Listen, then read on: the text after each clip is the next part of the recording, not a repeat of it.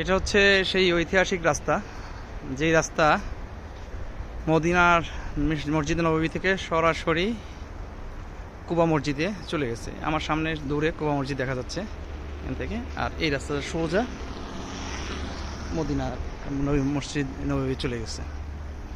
এই রাস্তা দিয়ে হযরত মুহাম্মদ সাল্লাল্লাহু আলাইহি ওয়াসাল্লাম প্রতি শনিবারে আপনার নামাজ পড়তে আসতেন এখানে। আর এই মসজিদের ফজিলত সম্বন্ধে বলার কিছুই নেই, কারণ এটা হচ্ছে রাসূল সাল্লাল্লাহু আলাইহি ওয়াসাল্লাম যখন নবুয়ত পান, নবুয়তের পরে প্রথম মসজিদ হচ্ছে এটা। এটা কোরআনে এই মসজিদের ইঙ্গিত দেওয়া আছে, হাদিস শরীফেও এই মসজিদ সম্বন্ধে বলা আছে, যদি নেক নিয়তে কেউ বাসা থেকে পবিত্র হয়ে বের হয়, এই মসজিদে 2 রাকাত নামাজ পড়ে, তাহলে একটা ওমরার সওয়াব পাবে।